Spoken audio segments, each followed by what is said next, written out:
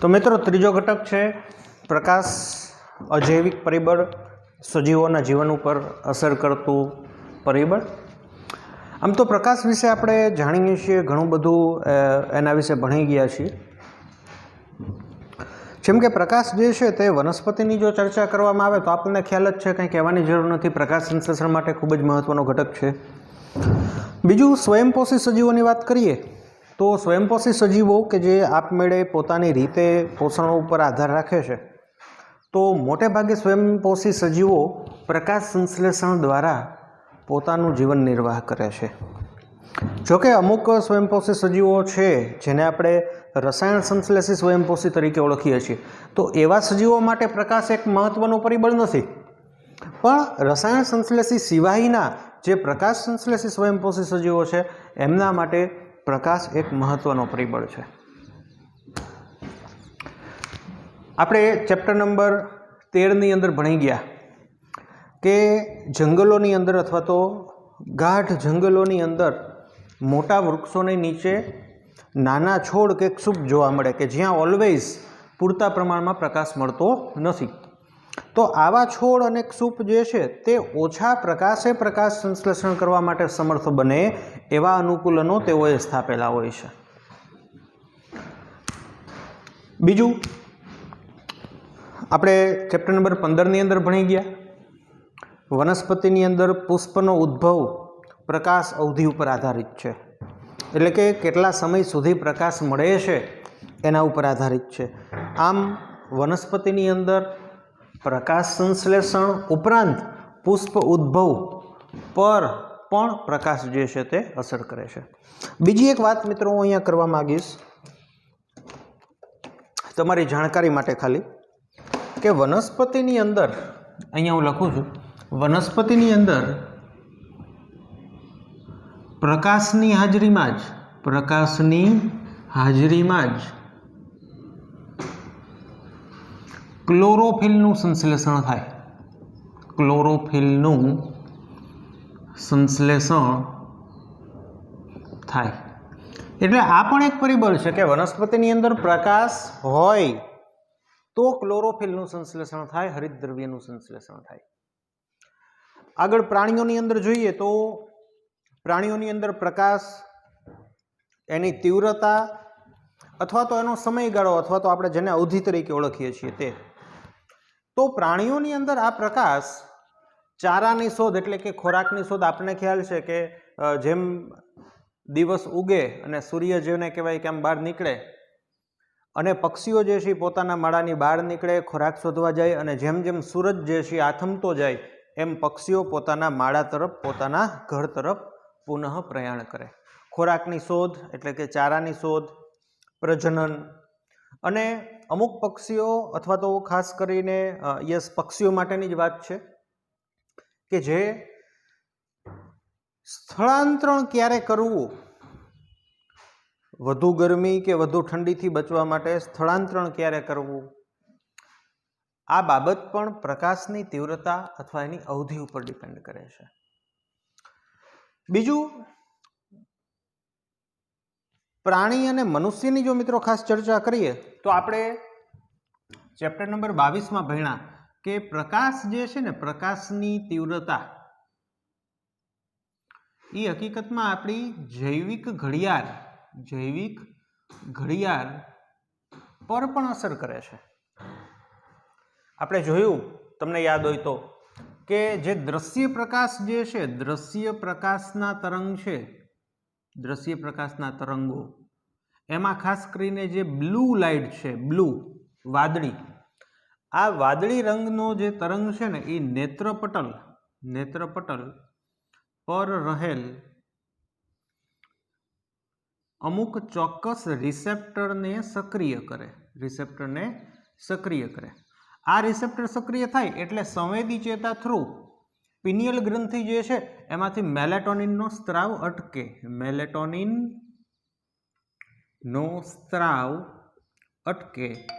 मेलेटोनिननो स्त्राव अटके ने एटले ऊंघ न आवे, प्लस फक्त ऊंघ नहीं, आखी अन्य बाबतो बायोलॉजिकल क्लॉकनी अन्य बाबतो जे छे ई पण चेन्ज थाय। અચ્છા, તમે અત્યારે જો ટીવીમાં અમુક એડવર્ટાઇઝ આવે છે કે અમુક કંપનીના જે ચશ્મા છે એમાં એવું લખેલું હોય કે અમારા ચશ્માના કાચ હાનિકારક બ્લુ રંગને અટકાવે, એટલે આપણને એમ થાય કે આવડી કયો બ્લુ હશે, પણ એ નોર્મલ બ્લુ જ છે. આપણા નેત્રપટલના, અથવા હું તમને બહુ સાદી રીતે કહું ને તો નેત્રપટલ ઉપર બ્લુ રંગ પડે ને તો આ બ્લુ રંગથી જે ચોક્કસ રિસેપ્ટરો છે ને વધુ સેન્સિટિવ થાય અને મેલેટોનિન જે છે એનો સ્ત્રાવ અટકાવે ને ઊંઘ ન આવે. ખાસ કરીને રાત્રિ દરમિયાન પ્રકાશની તીવ્રતા ઘટે ને, રાત્રિ દરમિયાન પ્રકાશની તીવ્રતા ઘટે એટલે આ રિસેપ્ટરો ઓછા સક્રિય થાય, ઓછા સક્રિય થાય એટલે મેલેટોનિનનો સ્ત્રાવ વધે, વધે એટલે ઊંઘ પ્રેરાય. આ સામાન્ય મિકેનિઝમ. પણ રાત્રિ દરમિયાન મોબાઈલ કે ટીવી ઉપર કામ કરવું કે કોઈ પ્રકાશમાં કામ, વધુ પ્રકાશમાં કામ કરવું, તો આ બાબત ખાસ કરીને દ્રશ્ય પ્રકાશમાં રહેલા જે બ્લુ રંગ છે એ મેલેટોનિનનો સ્ત્રાવ અટકાવે અને ઊંઘ આપણને મોડી પ્રેરે. સાથે સાથે અન્ય બાયોલોજિકલ એક્ટિવિટી, હૃદયના ધબકારા જે ઘટવા જોઈએ ન ઘટે, વધેલા ને વધેલા રહીએ, તો અન્ય બાબતો પણ સાથે સાથે ચેન્જ થાય. એટલે રાત્રિ દરમિયાન ઊંઘ ન આવતી હોય અથવા તો ઘણા લોકો મોબાઈલ લઈને બેઠા હોય તો એ હકીકતમાં તમારી ઊંઘને ડિસ્ટર્બ કરે, જે નોર્મલ બાયોલોજિકલ ક્લોક છે એને ડિસ્ટર્બ કરે. અને આ બાબત જે છે ફક્ત આપણે આ મનુષ્યમાં જોવા મળે છે એવું નહીં. આજે ઉદ્વિકાસ એવો થયો છે કે આપણું જે આકાશ છે ને એ બ્લુ રંગનું છે. એટલે તમે ખુલ્લા વિસ્તારમાં જાઓ તો બ્લુ રંગનું આકાશ જે તમને દેખાય તો એનાથી તમારા શરીરમાં મેલેટોનિનનો સ્ત્રાવ અટકે અને તમે ફ્રેશનેસ અનુભવો. એક પ્રયોગ પણ કરવા જેવો છે કે બે વ્યક્તિ છે એને ધારો કે ઊંઘ ઓછી થઈ છે, બે વ્યક્તિ ઊંઘ ઓછી થઈ એટલે સવારમાં ઉઠે એટલે કદાચ બગાસા ખાઈને આળસ થાય ને એવું બધું થાય, પણ એમાંથી એક વ્યક્તિ ખુલ્લી જગ્યાએ ફરે છે કે જ્યાં બ્લુ રંગનું આકાશ એને પરફેક્ટલી દેખાય છે, ને બીજી વ્યક્તિ એક અંધારા ઓરડામાં છે. તો જે બહાર ખુલ્લા પ્રકાશમાં છે કે જ્યાં બ્લુ રંગ વધુ પ્રમાણમાં છે, તો એવી વ્યક્તિની અંદર આનો સ્ત્રાવ અટકે અને ફ્રેશનેસ અનુભવે. તો પ્રકાશ આવી રીતે કનેક્ટેડ છે. બીજું, યુવી લાઇટ.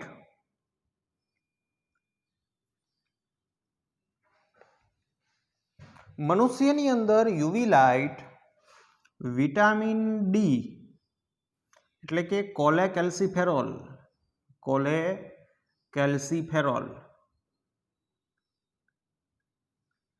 વિટામિન D3, કોલેકેલ્સિફેરોલ એના સંશ્લેષણમાં ખૂબ જ મહત્વનો ભાગ ભજવે છે. બીજી નાની મોટી ચર્ચા કરીએ તો યુવી લાઇટથી જ આપણા રુધિરમાં રહેલા બિલીરુબિન, બિલીવર્ડિન જે છે એનું વિઘટન થાય, જેથી કમળાની જો અસર હોય તો એ ઘટે. તો આવું બધું ભણી ગયા આપણે. જ્યાં સુધી સૂર્ય પ્રકાશનો સ્ત્રોત છે ત્યાં સુધી પ્રકાશની તીવ્રતા વધે એમ તાપમાન જે છે એ વધે. એટલે કે પ્રકાશ ચલે છે તાપમાન જ્યાં સુધી સ્ત્રોત, પ્રકાશના સ્ત્રોત તરીકે પૃથ્વી ઉપર સૂર્ય છે ત્યાં સુધી.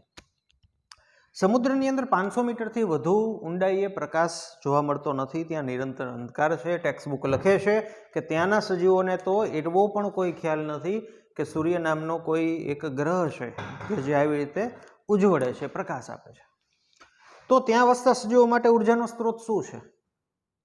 તો સામાન્ય રીતે જો ચર્ચા કરીએ કે ત્યાં વસતા સજીવો માટે ઉર્જાનો સ્ત્રોત શું છે, તો સામાન્ય રીતે 500 મીટરથી વધુ ઊંડાઈએ આપણને વનસ્પતિઓ જોવા મળતી નથી. બીજું, ત્યાં રહેતા સજીવો મોટે ભાગે જેને કહેવાય કે અન્ય સજીવ ઉપર આધારિત છે. અથવા તો હું તમને કહી શકું બે વસ્તુ આવે. તમે ચેપ્ટર નંબર 14 ની અંદર ભણી ગયા કે સમુદ્રની અંદર પિરામિડ ઊંધા હોય છે. એનું કારણ શું? તો આમાં તમને એનો જવાબ ફરીથી મળશે. પહેલું હું તમને લખીશ કે ત્યાં વસતા સજીવો માટે ઉર્જાનો સ્ત્રોત શું છે. પહેલું તો કે જે સપોઝ કે પોષક સ્તરની અંદર માંસાહારી છે તો એ અન્ય સજીવોને ખાશે. એટલે પહેલું લખીશું કે અન્ય પ્રાણી ઉપર નિર્ભર રહે, પ્રાણી ઉપર નિર્ભર રહે. આ પહેલું. નંબર 2 કે સમુદ્રની અંદર પિરામિડ શા માટે ઊંધા છે એનો આપણે અભ્યાસ કરી ચૂક્યા છીએ કે એવું કઈ રીતે પોસિબલ બને કે સમુદ્રની અંદર ઉત્પાદક સજીવો ઓછા અને ઉપભોગીઓ વધારે. તો એનો આન્સર હતો કે સમુદ્રની અંદર રહેતા સજીવો એની અંદર ફિલ્ટર ફીડિંગ પોષણ પદ્ધતિ જોવા મળે. ફિલ્ટર ફીડિંગ પોષણ પદ્ધતિ એટલે શું? તો કે પાણી જે હોય, પાણી એની અંદર રહેલા કાર્બનિક દ્રવ્ય, કાર્બનિક અણુઓ જે છે એનું શોષણ કરીને પોષણ મેળવવું. તમને એમ થાય આ કાર્બનિક અણુઓ ક્યાંથી આવ્યા? તો કે આ કાર્બનિક અણુઓ સમુદ્રની અંદર વસતા પ્રાણીઓ કે જેનું મૃત્યુ થાય, અથવા તો સમુદ્રમાં ભળતી નદીઓ કે સરોવરના પાણીઓ કે વરસાદી પાણીઓ એની સાથે રહેલા કાર્બનિક દ્રવ્યો કે જે સમુદ્રના પાણીમાં ઠલવાય, આવું કાર્બનિક દ્રવ્ય જે છે એનું શોષણ કરીને ઘણા ખરા સમુદ્રી સજીવો જે છે એ જીવે છે. એટલે એનો ગ્રોથ થાય, પછી એને ખાવાવાળા બીજી આખી લાઈન હોય, ચેઇન હોય આખી. તો બીજું આનું છે ફિલ્ટર ફીડિંગ પોષણ પદ્ધતિ, એટલે કે પાણીમાં દ્રાવ્યની પણ પાણીમાં રહેલ સૂક્ષ્મ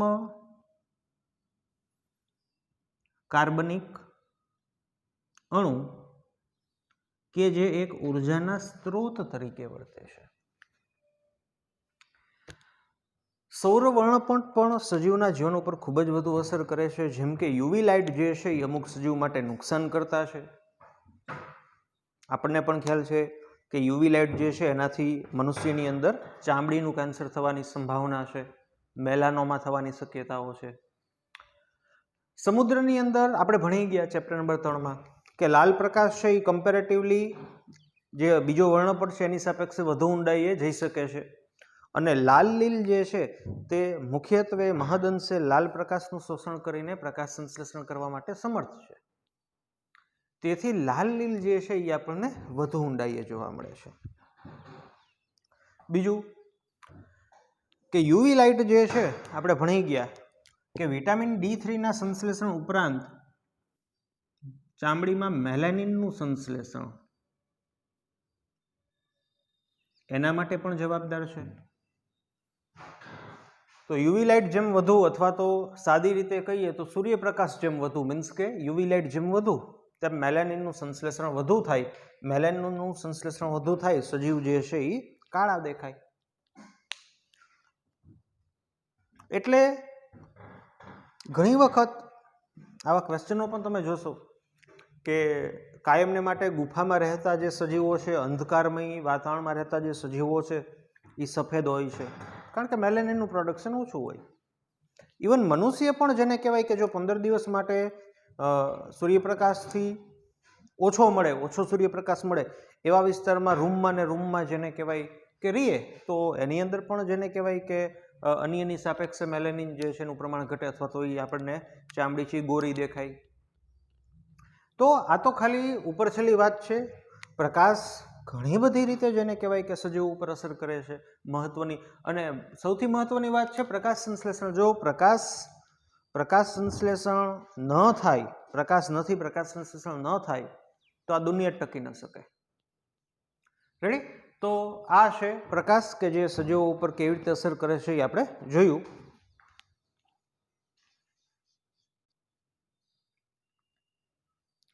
ચોથો ઘટક છે પર્યાવરણીય ઘટક જમીન, કે જે પણ એક મહત્વના અજૈવિક પરિબળ તરીકે સજીવના જીવન ઉપર અસર કરે છે. હવે જમીનની જો ચર્ચા કરવામાં આવે તો વિવિધ સ્થાનોએ રહેલી જે જમીન છે એનો નેચર અથવા એનો જે ગુણધર્મ છે એ અમુક બેઝિક બાબતો ઉપર આધારિત છે. કે કોઈ જગ્યાએ જમીન કેવી છે તો એના ઉપર અમુક બેઝિક બાબતો આપણે સમજીએ કે એનો આધાર કોના ઉપર છે. તો કે પહેલું આબોહવા ભેજવાળી છે, આબોહવા સૂકી છે, સતત ઠંડી આબોહવા છે કે સતત ભેજવાળી છે, હુંફાળી છે. આબોહવા જે છે ને એ મુખ્યત્વે હું તમને કહું ને તો જમીનની અંદર જે વિઘટનની પ્રક્રિયા થતી હોય ને, વિઘટન પ્રક્રિયા આપણે ચેપ્ટર નંબર 14માં ભણ્યા, તો આ વિઘટન પ્રક્રિયા ઉપર અસર કરે. એક એક્ઝામ્પલ આપું કે તાપમાન સહેજ હુંફાળું રહેતું હોય અને આબોહવા ભેજવાળી હોય તો વિઘટનની પ્રક્રિયા ખૂબ ઝડપથી થાય, અને વિઘટનની પ્રક્રિયા ઝડપથી થાય તો એવી જે જમીન છે ને એ કમ્પેરેટિવલી અન્ય આબોહવાની અંદર જોવા મળતી જમીનની સાપેક્ષે વધુ ફળદ્રુપ હોય. શા માટે? તો કે વિઘટનની પ્રોસેસ દ્વારા જે કાર્બનિક દ્રવ્યો છે એમાંથી અકાર્બનિક દ્રવ્યમાં રૂપાંતરણ થાય અને આ અકાર્બનિક દ્રવ્યો છે માટીમાં ભળે. બીજું કે આવી જે વિઘટનની પ્રક્રિયા સારા એવા પ્રમાણમાં થતી હોય તો હ્યુમસનું નિર્માણ થાય, આપણે જોયું. અને હ્યુમસ છે એની એક પાણીને જકડી રાખવા માટેની કેપેસિટી છે. તો એવી જમીન છે પાણીને વધુ જકડી શકે. પછી આપણે ખડકની ચર્ચા કરીએ તો આપણે ભણી ગયા ન્યુસન તંત્ર કેવી રીતે નિર્માણ પામે છે. એની અંદર લાઇકેન જે છે કે દ્વિઅંગીઓ છે એ સૌ પ્રથમ જાય, એના મૂળ દ્વારા વિશિષ્ટ પ્રકારના એસિડનો સ્ત્રાવ થાય કે જે ખડકાઉ જમીન છે એનું અપક્ષયન કરે અને ઓગાળે.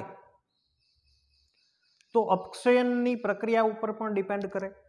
હું તમને એવું સમજાવું કે ધારો કે કોઈ એક જમીન છે જે અપક્ષયનની પ્રક્રિયા થતી નથી, તો એ કઠણ હોય, પથ્થર જેવી હોય, તો અહીંયા મૂળ સ્થાપવા એટલા બધા ઇઝી નથી, અથવા તો એવી જગ્યાએ ઉચ્ચ કક્ષાની વનસ્પતિઓ ન આવી શકે.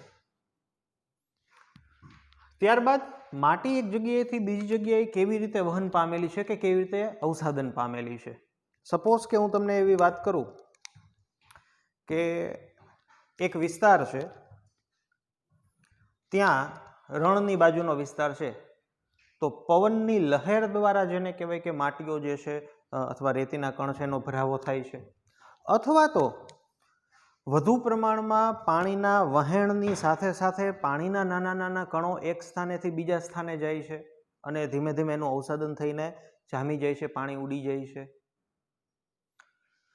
કે પછી એનો વિકાસ કેવી રીતે થયો છે, કે આજે કોઈ જમીન છે એનો વિકાસ કેવી રીતે થયો છે. જમીન આપણે ધારો કે ખેતર હોય, ત્યાં ઘણી વખત કૃત્રિમ રીતે ચર્ચા કરીએ તો બહારથી પણ આપણે માટી લઈ આવી શકીએ, કે ત્યાં કુદરતી રીતે જેને કહેવાય વિકાસ થયો છે. સપોઝ કે ખેતરની ચર્ચા કરીએ પણ પાણી નથી મળતું, નથી તો ત્યાં કોઈ વનસ્પતિ કે જેથી એની અંદર કોઈ કાર્બનિક દ્રવ્ય જાય એનું વિઘટન થાય. તો આવી જગ્યા હોય કે કોઈ એક ખેતર છે, પાણી નથી મળતું, નથી આપણે એને વાવતા, નથી ત્યાં વનસ્પતિ, નથી એની અંદર કાર્બનિક દ્રવ્ય, તો સમય જતા જતા જો પ્રકાશની તીવ્રતા અથવા તાપમાન વધુ હોય તો સમય જતા જતા જે માટીના કણો છે એ છૂટા પડે, છૂટા પડીને એ રણમાં કન્વર્ટ થઈ જાય. અથવા તો કેવી રીતે વિકાસ થયો છે હું આમ પણ કહી શકું કે માટી છે એની અંદર એમને બંજર જગ્યા પડેલી છે અને એની અંદર તમે ધીમે ધીમે ખેતી કરો છો તો જમીનની અંદર પોષક દ્રવ્યોનું પ્રમાણ વધે, સૂક્ષ્મજીવોના પ્રમાણ વધે, વિવિધ પ્રકારના સૂક્ષ્મજીવો આવે, કાળક્રમે કાર્બનિક દ્રવ્યો ઉમેરાય, તો એના વિઘટનની પ્રોસેસ થાય, તો હ્યુમસ કલીલનું નિર્માણ થાય, માટી કાળી બને, વોટર હોલ્ડિંગ કેપેસિટી વધે, પાણીને ગ્રહણ કરવાની કેપેસિટી વધે, તો અન્ય વનસ્પતિઓ પણ જેને કહેવાય કે આકસ્મિક રીતે ઉગી શકે. એટલે આ 4 મુખ્ય બાબતો છે જેના આધારે અથવા તો આ 4 બાબતો જમીન કેવી છે એના ઉપર અસર કરે, અથવા તો જમીનને બનાવવામાં જેને કહેવાય અસર કરે.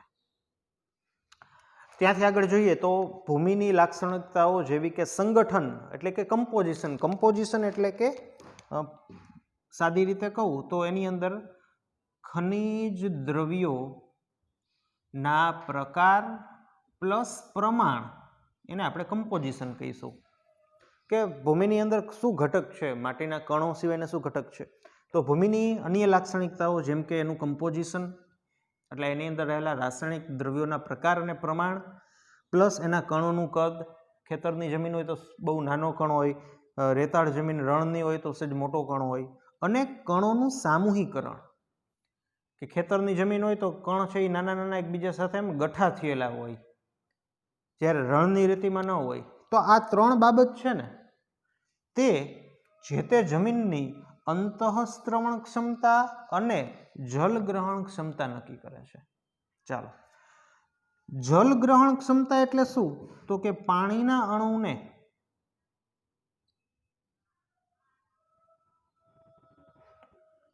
જકડી રાખવાની ક્ષમતા.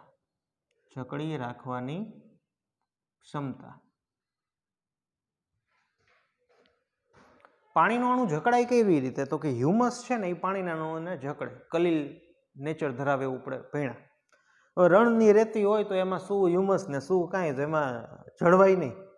ચાલો, અંતઃસ્ત્રવણ ક્ષમતા એટલે શું, જેને ઇંગ્લિશમાં પર્કોલેશન તરીકે સમજાયું છે. હવે બહુ સાદી રીતે કહું ને, પહેલા તો હું તમને કહું કે પર્કોલેશન પ્રોસેસ કોને કહેવાય, પણ તમને કદાચ નહીં ખ્યાલ હોય. વર્ષો પહેલા જો આવું આવતું, આ ગળણી હોય ને, ગળણી, એમાં અહીંયા બરફ રાખ્યો હોય. વર્ષો પહેલા તમારા લોકોના જન્મ પહેલા આવી પ્રોસેસ હતી કે ગળણી હોય, અહીંયા બરફ હોય અને નીચે અહીંયા તપેલી કે ગ્લાસ હોય. પછી તમે બજારમાં નીકળો ને ઠંડુ પાણી પીવું હોય એટલે વ્યક્તિ છે ઉપરથી ગ્લાસ રેડે પાણીનો, અને આ પાણી છે બરફ સાથે ઓગળીને ઠંડુ પાણી ટૂંકમાં નીચે આવે. આને પર્કોલેશન પ્રોસેસ કહેવાય. અથવા તો આ જે ગળણી છે અહીંયા હું ખાંડ રાખી દઉં, અહીંયા ખાંડ રાખું અને ઉપરથી પાણી નાખું તો ખાંડ પાણી સાથે ઓગળે ને અહીંયા ખાંડવાળું પાણી આવે, તો આ પર્કોલેશન પ્રોસેસ કહેવાય. આ ચાસણી બનાવવાની પ્રોસેસ પણ પર્કોલેશન વાળી. બીજી કઈ પ્રોસેસ, તો કે તમે તપેલીમાં ખાંડ લ્યો, પાણી લ્યો ને નીચેથી ગરમ કરો, તો એ પર્કોલેશન ન કહેવાય. ટૂંકમાં આ જે ઉપરથી રેડો ને એના ભેગું એ દ્રાવ્ય થઈને આને પર્કોલેશન કહેવાય. એટલે પર્કોલેશન એટલે સાદી ભાષામાં અહીંયા મારે તમને સમજાવવું હોય ને તો આમ સમજાવી શકું કે કેટલું ઊંડે ઉતરે. અંતઃસ્ત્રવણ ક્ષમતા એટલે જમીનમાં પાણી કેટલું ઊંડે ઉતરે, આને અંતઃસ્ત્રવણ ક્ષમતા કહેવાય. કે આજે માટીના કણો નાના પરંતુ એકબીજા સાથે ચુસ્ત રીતે ગાઢ રીતે જકડાયેલા છે તો જમીનમાં પાણી ઓછું ધીમે ધીમે ઉતરે. આજે માટીના કણો વચ્ચે મોટા કણો છે ને એની વચ્ચે કોઈ એવું બંધન નથી તો પાણી ઝડપથી જમીનમાં ઉતરે. એટલે જમીનમાં પાણી કેટલું ઉતરે અથવા એનો જે દર, એને અંતઃસ્ત્રવણ ક્ષમતા કહેવાય. પછી આજે ચેપ્ટર નંબર 16માં ભણશું કે અમુક જગ્યાએ વધુ પ્રમાણમાં પાણી આપીએ ને આપણે વનસ્પતિ અથવા ખેતરમાં, તો એક ક્ષારનું પોપડું થર જામી જાય. તો એવી જમીન હોય ને એમાં તમે પછી પાણી પાવો ને તો એ પાણી નીચે જ ન ઉતરે, તો એની અંતઃસ્ત્રવણ ક્ષમતા હાવ 0 થઈ જાય. તો જમીનમાં પાણી કેટલું વ્યવસ્થિત રીતે ઊંડે ઉતરી શકે છે, જઈ શકે છે, આ બાબતને અંતઃસ્ત્રવણ ક્ષમતા કહેવાય. હાલો, રણની ધૂળ હોય તો એમાં પાણી નાખો તો જાય, પણ પાછું એ જે ધૂળ છે એની જલ ગ્રહણ કરવાની જે ક્ષમતા હોય એ ન હોય પાછી. એટલે જે આપણી ખેતરની માટી હોય ને એમાં જલગ્રહણ ક્ષમતા પણ સારી હોય અને અંતઃસ્ત્રવણ ક્ષમતા જે જરૂરી છે એ મુજબની હોય. બહુ ઓછી પણ ન હોય, બહુ વધુ પણ ન હોય. બહુ ઓછી હોય તો ઉપર ને ઉપર પાણી રહે, બહુ વધુ હોય તો ઝડપથી ઊંડે ઉતરી જાય. એટલે મીડિયમ લેવલનું હોય, મીડિયમ લેવલનું સારું. ચાલો આગળ.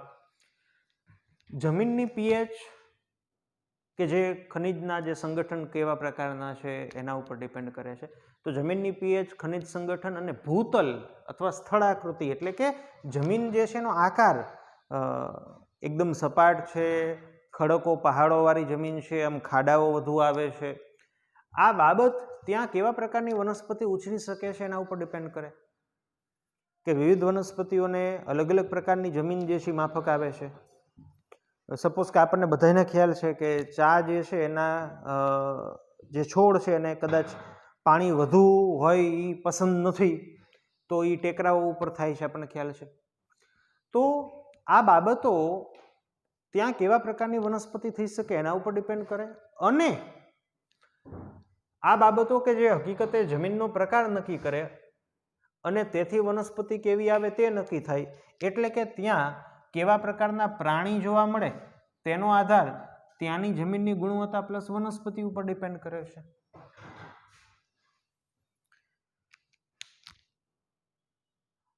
અને બહુ સાદી રીતે વાત કરીએ તો આને પણ ન વિચારવું જ પડે. હવે ખડકાઉ જમીન હોય ને દર થાય એમ ન હોય તો પછી સાપ ક્યાં રહીએ? બહુ સિમ્પલ વાત છે. હવે કેવા પ્રકારની વનસ્પતિ, એને કોણ ખાઈ શકે છે, એવા પ્રાણીઓ, આ પ્રાણીને કોણ ખાઈ શકે છે એવા પ્રાણીઓ, તો એના ઉપરથી આખો જેને કહેવાય કે પ્રાણી સમજ નક્કી થાય. અને ભૂમિ જે છે એ ફક્ત સ્થળજ નિવસનતંત્ર માટે જ એક મહત્વનું પરિબળ છે એવું નહીં, જલજ નિવસનતંત્ર માટે પણ મહત્વનું પરિબળ છે. તમને જાણીને ખૂબ જ આશ્ચર્ય થશે કે સંધિપાત સમુદાયના અમુક પ્રકારના પ્રાણીઓ, જોજો, સંધિપાત સમુદાયના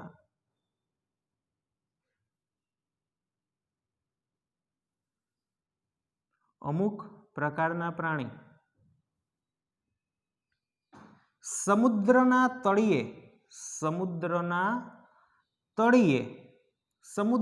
તળિયે દર બનાવીને રહે. બોલો,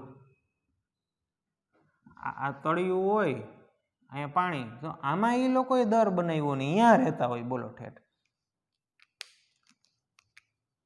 અહીંયા પછી આ રહેતા હોય. આવી જે પ્રાણીઓની સૃષ્ટિને બેન્થિક અથવા તો જલજ નિતલસ્થ પ્રાણીઓ એટલે કે આવા બધા કે જે સમુદ્રના તળિયે પણ દર બનાવીને જીવે. એટલે જલદ નિવસનતંત્રની અંદર તળિયાની નીચે રહેતા સજીવો છે, એને પણ જમીન કેવી છે, એની ગુણવત્તા કેવી છે, દર બને એવું છે કે રણ જેવું છે, રણ જેવું છે કે હાવ પહાડ જેવું છે, મીન્સ કે ખડક જેવું, હાવ ખડક જેવું હોય તો દર ન બને, હાવ રેતી જેવું હોય તો એ દર ન બને, આપણી જમીન જેવું હોય તો બને.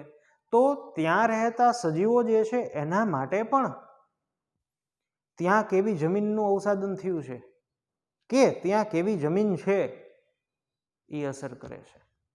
એટલે આપણે જોયું હતું કે જેવી રીતે પાણી છે એ ફક્ત કાંઈ સ્થળ જ સજીવો ઉપર જ અસર કરે છે એવું નથી.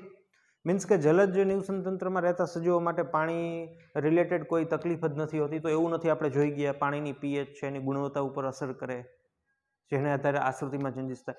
એવી જ રીતે જમીન જે છે એ ફક્ત સ્થળ નિવસનતંત્ર ઉપર જ અસર કરે છે એવું નથી.